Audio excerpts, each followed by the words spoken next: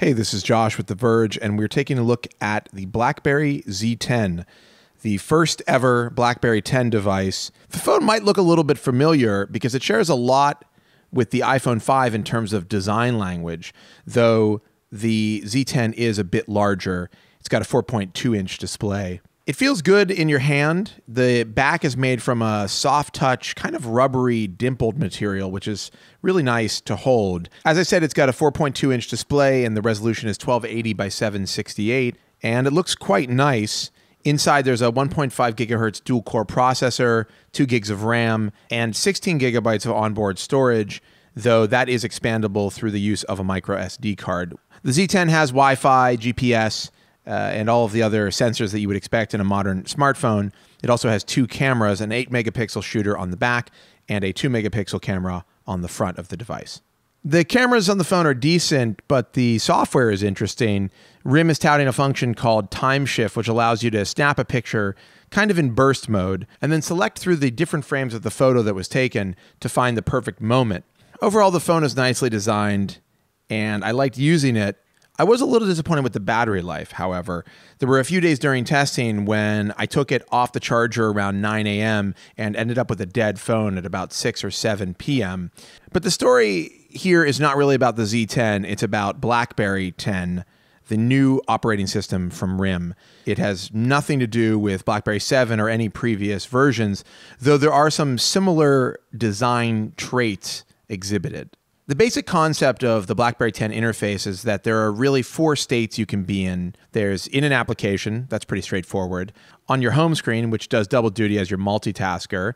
In your app drawer, where you can open up an app just like on any other device. Or in BlackBerry Hub, which encompasses all of your messages that you get on the phone. And that could be email, MMS, SMS, Twitter, Facebook, etc. You get into those various states with a couple of gestures. The main gesture on the phone is to swipe up from the bottom of the display, which unlocks it and takes you to your home screen. If you're inside an app, you can swipe up, you'll go out to your home screen. The other main gesture that you use is kind of a continuation of the home screen gesture.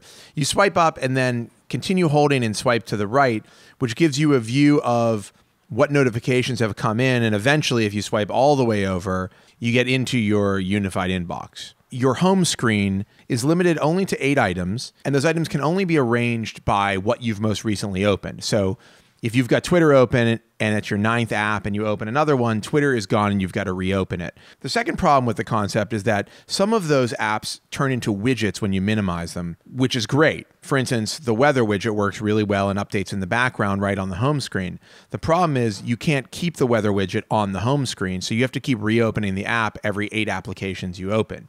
But the bigger issue with the OS is the way it handles notifications.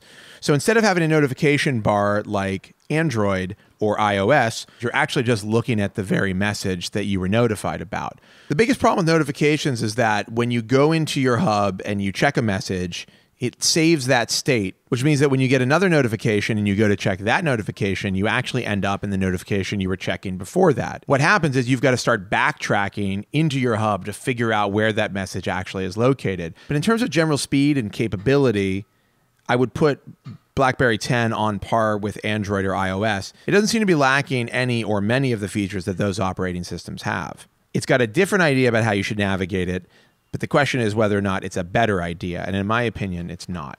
On the app front, RIM has done a pretty good job with its first-party offerings. The browser is very good, and certainly as capable as any other modern mobile browser that's out there. The email experience, which RIM, of course, has been known for historically, is good, even with my Gmail accounts, but I would not say great. Multiple message management proved to be a little bit tricky. In particular, you have to long press on a message, then select another item from a popover menu, and then start selecting your messages, and then tap on the trash to get rid of those messages. It seems like there could be a much quicker way to get at multiple message management. One of the great things that RIM has done is integrate a lot of third-party services into its core apps.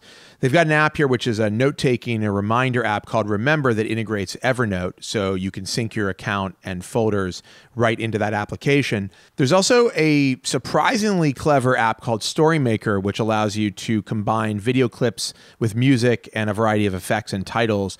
I thought it was pretty fun to play around with and was impressed at the typography and the effects used in the application itself. The device comes pre-installed with a Twitter, Facebook, LinkedIn, and Foursquare app. In my case, however, I thought the way it handles Twitter was a little bit clunky. Much like Windows Phone, it will show you a list of your latest @messages on Twitter, but in order to fully read those messages, you have to click into each one individually. And speaking of the Twitter app, it's actually kind of bad in the version that I tested. It looks and feels very much like Android or iOS Twitter, except that it doesn't auto-update in the background, and when you pull to refresh, it takes you from wherever you were the last time you checked the app to the top of your timeline. RIM has improved BBM for BlackBerry 10, adding some really interesting functions like BBM video calls, which worked well most of the time when I was testing the device, and a novel function which allows you to share the screen of your phone with somebody else over BBM video. RIM claims that BlackBerry 10 will launch with about 70,000 third-party apps in its BlackBerry World App Store, and that may be true, but it kind of feels like 69,000 of those apps are bad. A lot of them are rehashed playbook titles, and some of the ones that I tested, which are made for BlackBerry 10, just didn't really seem up to snuff. It is clear, however, that making great apps for BlackBerry 10 is possible. The USA Today app, for instance, is very good, as are a handful of the games. Angry Birds Star Wars, for instance, plays as good, if not better, than it does on other platforms. And RIM says there's a lot more coming, including some fairly significant app contributions from EA Games, as well as Gameloft. RIM has added a content marketplace to BlackBerry World, so you can now buy music, TV, or movies pretty easily through the same interface that you get your apps in. One spot that I think RIM has executed fairly poorly in is the inclusion of Android apps in BlackBerry World. The device is capable of running Android apps in a runtime environment, which is essentially like software emulation of Android. And the apps definitely run like they're being emulated. They don't really run that well. And as soon as you're inside an Android app, you're literally inside an Android environment. And just a reminder, this isn't this year's Android or last year's Android. This is Android 2.3. It's not really an addition to the OS, and in some ways kind of detracts from what RIM is doing with BlackBerry 10. The Z10 is going to be available for $199 on contract. Overall, the Z10 is a fine device. It's even a very good device. And BlackBerry 10 is a very good mobile operating system. I think it's extremely capable, and I'm excited about what it's going to develop into.